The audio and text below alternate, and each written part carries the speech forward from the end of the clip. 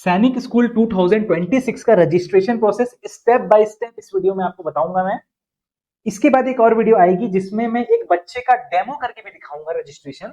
पर अभी जिनको अर्जेंट है भरना, जिनको अभी तुरंत भरना है, वो ये वाला देख सकते हैं स्क्रीनशॉट्स के थ्रू। प्रोसेस थोड़ा सा लंबा है, वीडियो एंड तक देखना और फॉलो अप करके फॉर्म फिलअप कर लेना।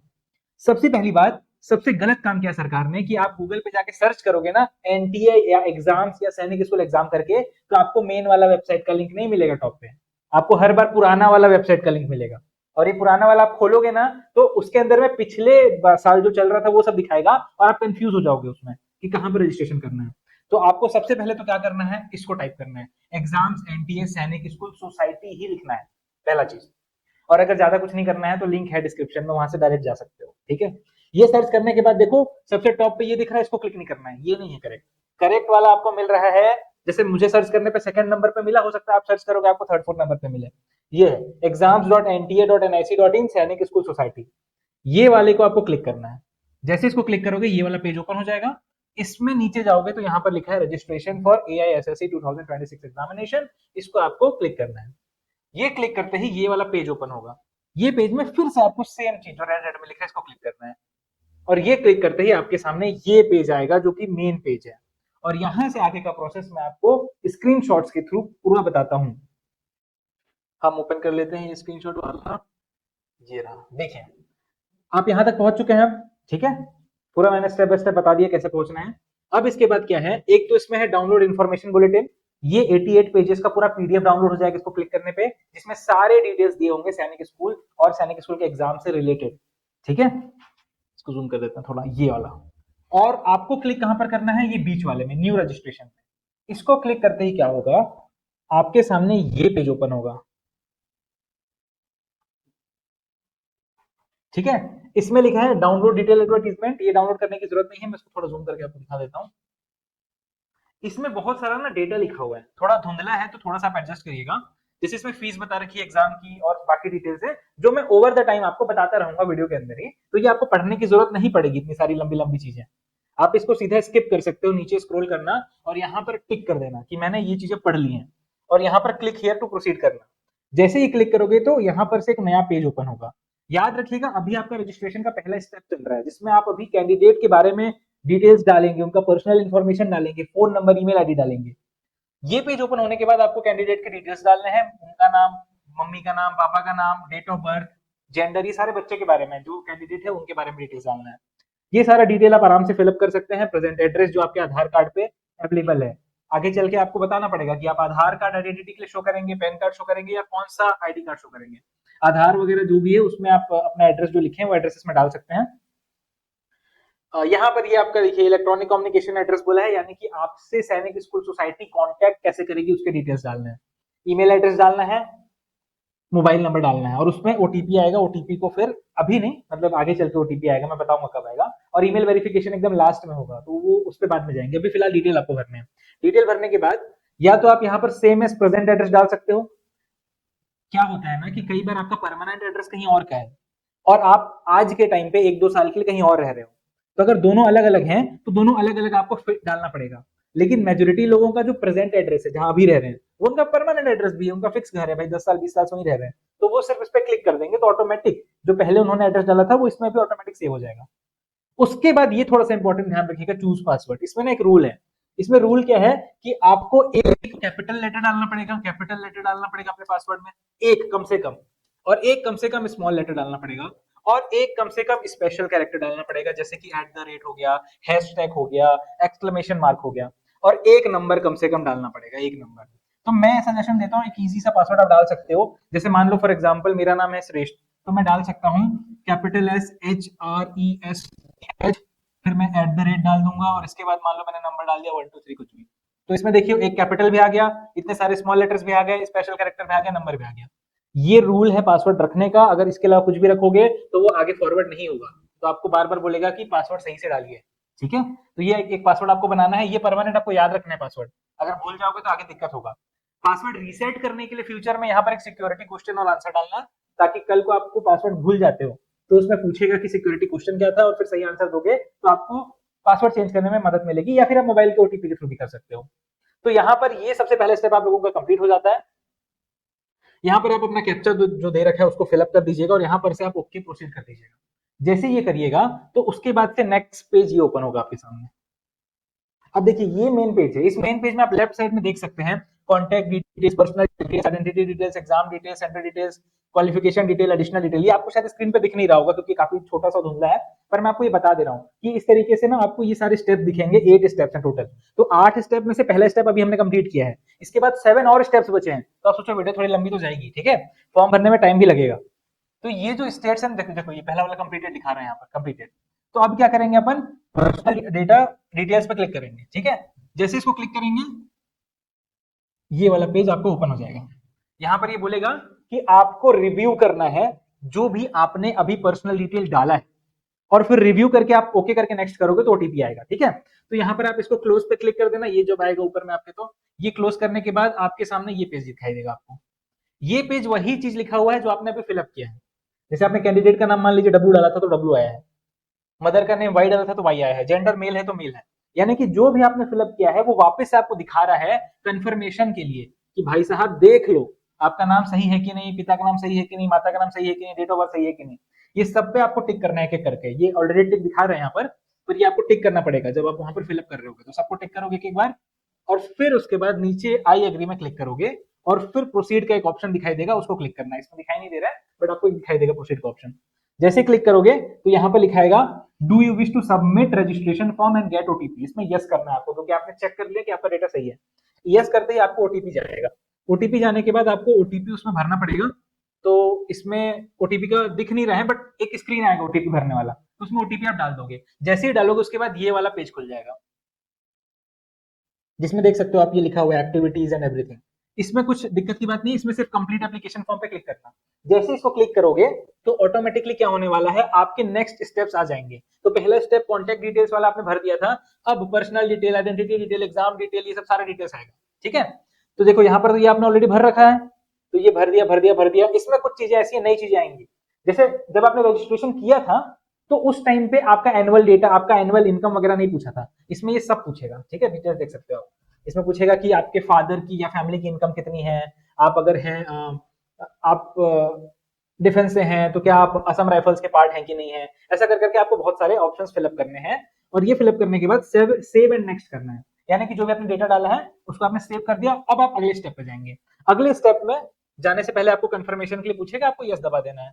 यस दबाने के बाद एक नया पेज खुलेगा, यानी कि आप थर्ड स्टेप में आएंगे जिसमें आपकी आइडेंटिटी डिटेल्स मांगी जाएगी। यानी कि पूछा जाएगा, प्रूफ मांगा जाएगा कि आप जो हो वो सच्चे हो, मतलब आप एग्जिस्ट करते हो। तो इसमें देखिए आइडेंटिटी चूज करने के लिए या तो पैन कार्ड चूज कर सकते हैं अपन, या फिर अपन चूज कर सकते हैं आधार कार्ड, या जो भी आपके पास आइडेंटिटी कार्ड है उसका नंबर डाल दीजिएगा, और उसके बाद फिर कैप्चा डाल के इसको सबमिट कर देना है।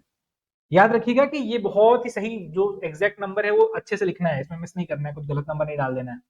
फिर 3 स्टेप होने के बाद चौथा स्टेप पे आएगा एग्जाम एंड सेंटर डिटेल्स। यानी कि आपको अब डालना है कि आप कौन कौन से शहर में जाके एग्जाम पे अपीयर कर सकते हो, मतलब आपकी प्रायोरिटी क्या क्या है, कौन सा शहर आपके पास पड़ेगा, क्योंकि हर एक शहर में सैनिक स्कूल का एग्जाम नहीं होता है।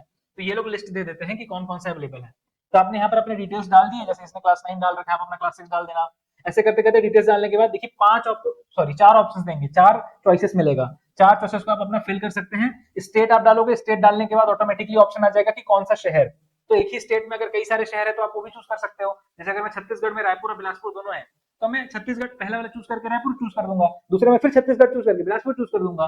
तो सेम स्टेट में भी मल्टीपल शहर आप चूज कर सकते हो। फिर वही कैप्चा डालो, फिर सेव एंड नेक्स्ट करो, ठीक है। ये 4 स्टेप्स आपके कंप्लीट हो चुके हैं। Moving on to the next step. अगर इसमें से आपको चीजें थोड़ी टफ लग रही है तो कोई दिक्कत की बात नहीं है, एक और वीडियो भी आएगी जिसमें एक स्टूडेंट का प्रॉपर करके दिखाया जाएगा। ये स्टूडेंट है एक, और उनका फॉर्म भरूंगा मैं, और वो फॉर्म भरते हुए मैं उसको रिकॉर्ड कर लूंगा, ठीक है। बट अभी फिलहाल इस पे ध्यान देते हैं। कंफर्मेशन के लिए पूछेगा, आप यस करके कंफर्म कर देना, और जैसे आप कंफर्म करोगे अगला नेक्स्ट स्टेप आ जाएगा, फिफ्थ स्टेप, जिसमें आपके क्वालिफिकेशन के डिटेल पूछे जाएंगे। यानी कि आप कौन से क्लास से पढ़े हो, कौन से स्कूल से पढ़े हो, कौन से मतलब आपका बोर्ड कौन सा था, ठीक है, कौन से साल में आप पास हुए हो। तो ये सारा डिटेल्स देखिए लिखा हुआ है, ये आपको भरना पड़ेगा। आप कौन से क्लास से पास हुए हो, फिर कौन से ईयर में पास हुए हो, ये मार्क्स वगैरह आपको बताने पड़ेंगे। टोटल मार्क्स 100 का नहीं होता है, टोटल मार्क्स जो 600 या 500 मार्क्स का आप लोगों का जो एग्जाम होता है ना, वो लिखना है। और फिर आपको अपने परसेंटेज भी लिखने, कितने परसेंट आए आपके प्रीवियस ईयर में 4th क्लास में।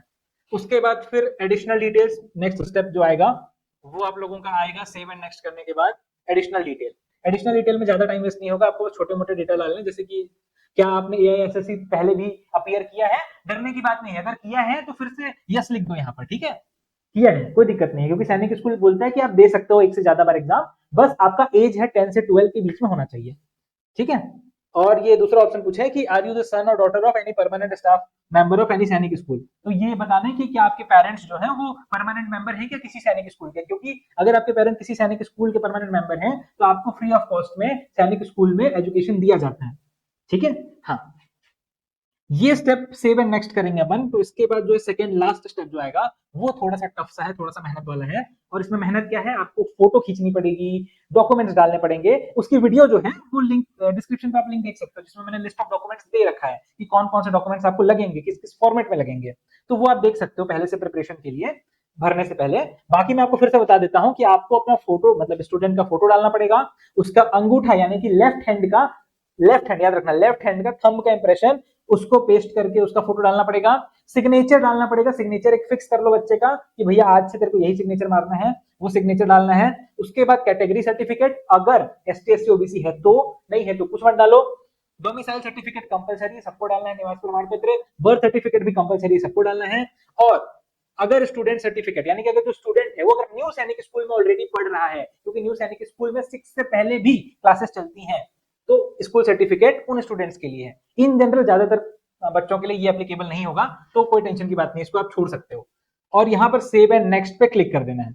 जैसे ही ये कंप्लीट हुआ तो आपका सारा हेडेक खत्म, जितना भी मेहनत था वो कंप्लीट, यहाँ पर आप इसको क्लोज कर दीजिएगा, और फाइनल जो आपको ये देखो ऐसा दिखाई देगा आपको ये पेज, ठीक है, ये रिव्यू पेज है। रिव्यू पेज का मतलब देख लो, फिर से चेक कर लो कुछ गड़बड़ तो नहीं है, क्योंकि अब आप फीस पे करने वाले हो तो पहले एक बार चेक कर लेना सारे डिटेल्स। तो ये डिटेल्स आप चेक कर लोगे, अपने फोटो वगैरह ये सब जो आपका आ रहा है, PDF के फॉर्म में जो डॉक्यूमेंट आपने डाला है वो आ गया। यहाँ पर फिर से वही टिक करना है बार बार, माई नेम, पिता का नाम, माँ का नाम, सब में टिक कर देना है।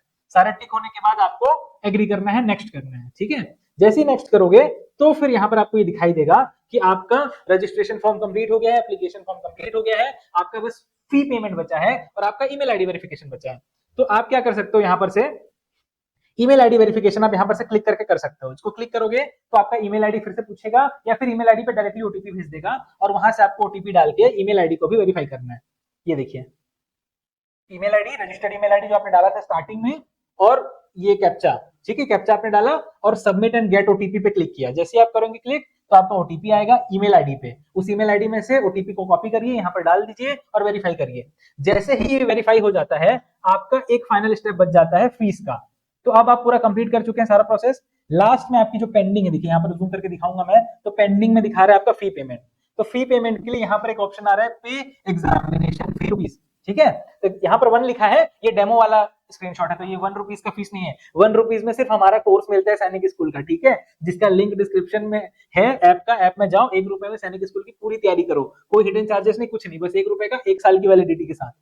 तो यहाँ पर जो फीस पेमेंट आप क्लिक करोगे, तो जैसे आप जनरल हो तो आपका 800 rupees, I think, sorry 850 something ना, 850 जनरल का आ जाएगा, और 700 ST SC का आ जाएगा फीस। तो वो फीस आपको ओपन करना है, और फीस ओपन करने के बाद फीस पे क्लिक करने के बाद ये आएगा ऑप्शन ऑनलाइन पेमेंट का। आप ऑफलाइन पेमेंट नहीं कर सकते हैं, DD वगैरह देके आपका पेमेंट नहीं होगा, आपको ऑनलाइन ही करना है। प्रोसीड टू पेमेंट आप क्लिक करिएगा।